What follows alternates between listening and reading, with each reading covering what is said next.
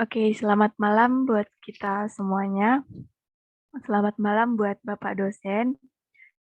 Di sini kami dari kelompok 4 akan mempresentasikan hasil presentasi kami. Di sini kami dari kelompok 4 beranggotakan 5 orang. Perkenalkan, nama saya Ruth Octavia Francisca Saragisi Jabat dengan NIM 21122240058. Perkenalkan, nama saya Giska Ardiasanti dengan NIM 201113043.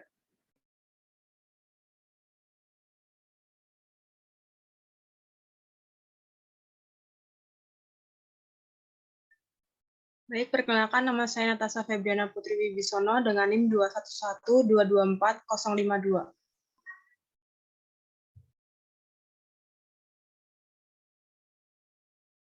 Perkenalkan, nama saya Raffi Noval Wardana dengan NIM 201130335.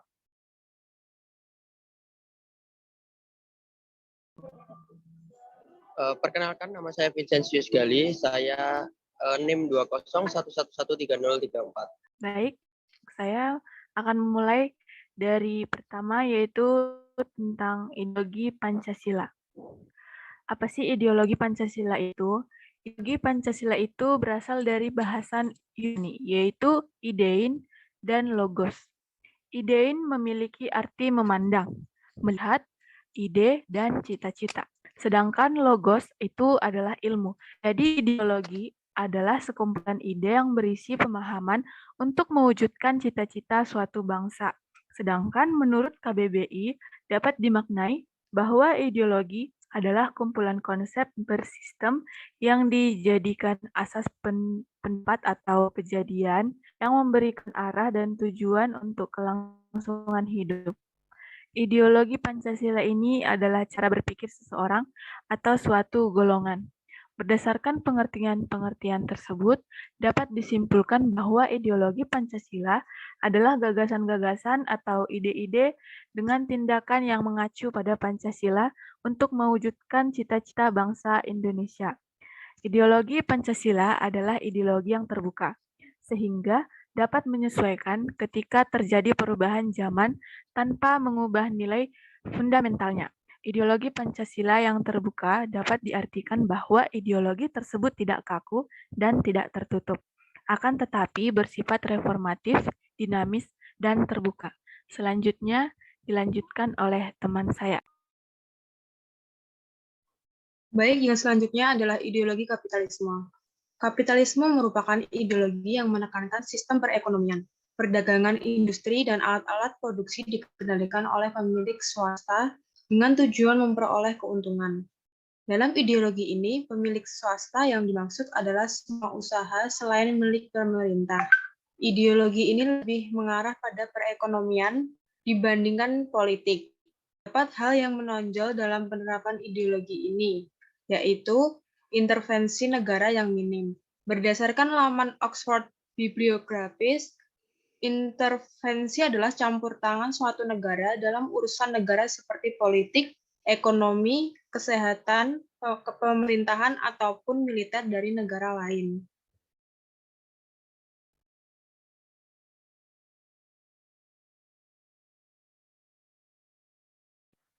Selanjutnya adalah perbandingan ideologi Pancasila dengan ideologi kapitalisme.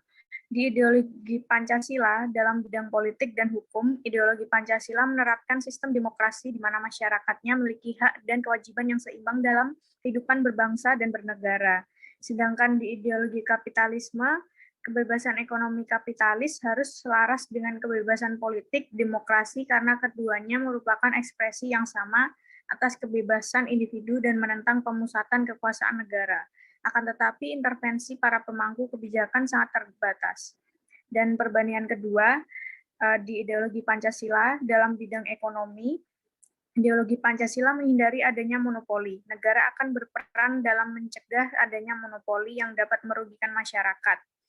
Selanjutnya, perekonomian berdasarkan mekanisme pasar untuk menentukan harga keseimbangan antara penawaran dan permintaan barang atau jasa. Jika terjadi kemerosotan harga, negara tidak boleh melakukan intervensi karena mekanisme pasar dengan sendirinya akan menentukan keseimbangan harga yang baru, sehingga peran negara sangat minim dalam perekonomian.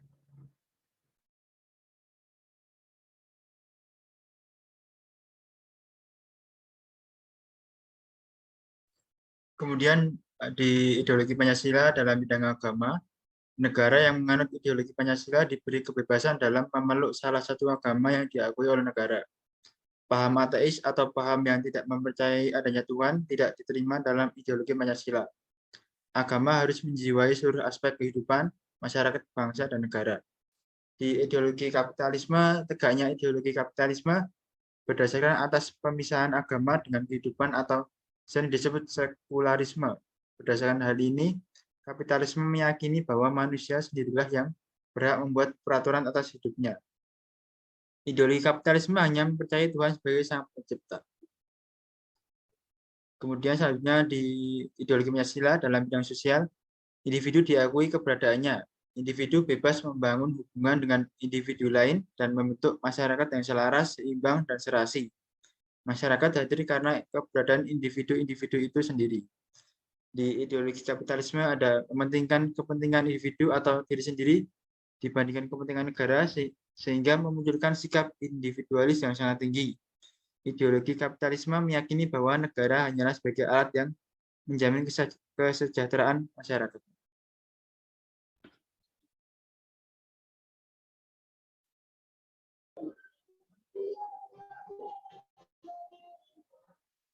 Oke, untuk perbandingan selanjutnya, yaitu ideologi Pancasila termasuk dalam ideologi terbuka.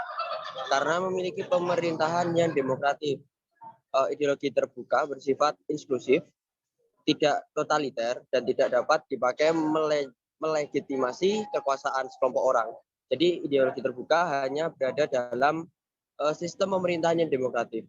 Nah, perbedaannya sendiri sama ideologi kapitalisme itu, ideologi kapitalisme itu termasuk ideologi tertutup. Jadi ideologi tertutup dipaksakan berlaku dan dipatuhi oleh masyarakat yang diatur oleh masyarakat elit tertentu atau kelompok masyarakat, yang berarti bersifat otoriter dan dijalankan dengan cara yang totaliter. Bersifat totaliter berarti menyangkut seluruh aspek kehidupan.